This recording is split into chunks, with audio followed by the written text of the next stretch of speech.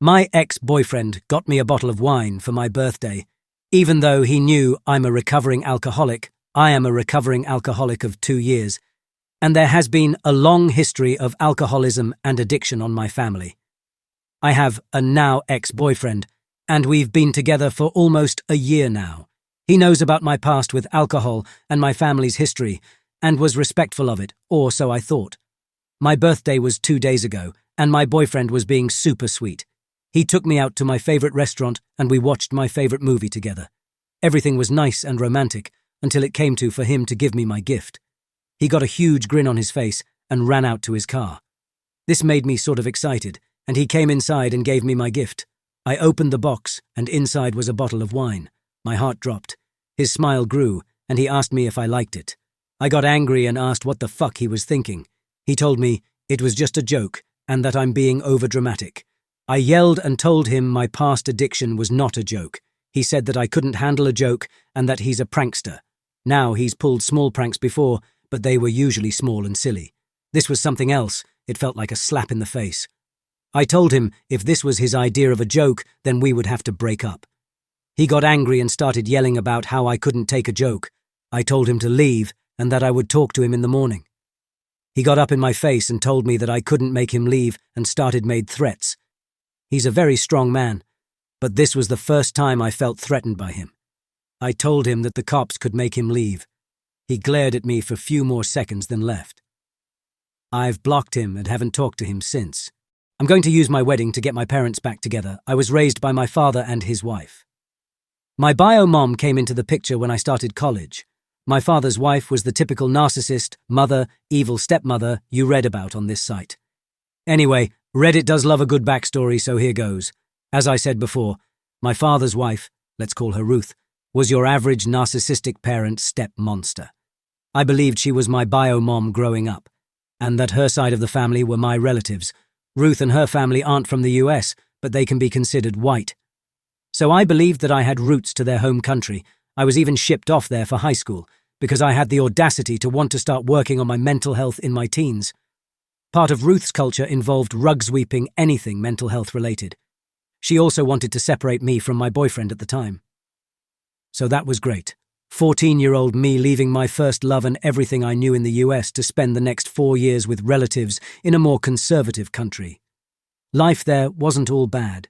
Sure, Ruth's relatives were physically and verbally abusive and made snarky comments about how I probably thought my American way of life was above them, but I made some friends and found new romance. And I discovered my interests and passions. So, after a depressive phase that affected me academically in the beginning, I focused all my efforts into my studies and trying to get back to the US for college. Ruth was determined to manipulate me into doing my undergrad in her home country, but I couldn't take any more of it. I managed to make it back to the US for college. I didn't end up in my home state, but this isn't a fairy tale.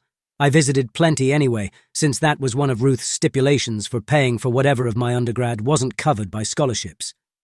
Shortly after returning to the US for college, my father came to visit me on campus. While out to dinner with him, he drank too much and said, "You look just like Francesca." As you all know, his wife's name is Ruth. I knew in that moment I had to play dumb to get more information out of him, and that's what I did. I knew that my parents moved states when I was a baby.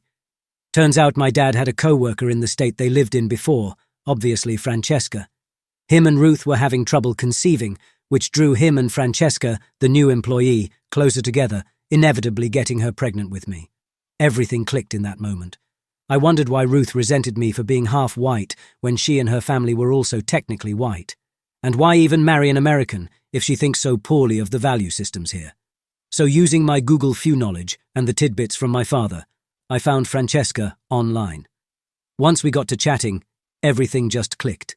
It also further solidified my disgust for Ruth. Yeah, you probably already called it.